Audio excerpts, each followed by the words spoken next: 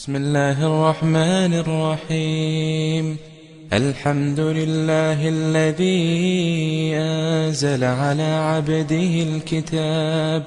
ولم يجعل له عوجا قيما لينذر بأسا شديدا من لدنه ويبشر المؤمنين الذين يعملون الصالحات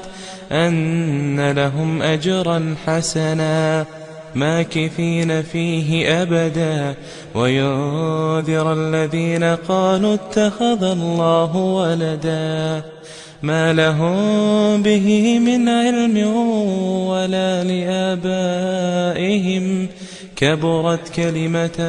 تخرج من أفواههم إن يقولون إلا كذبا فلعلك باخع نفسك على آثارهم إن لم يؤمنوا بهذا الحديث أسفا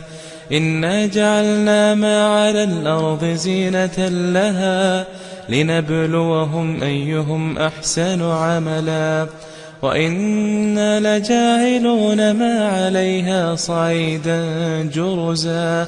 أم حسبت أن أصحاب الكهف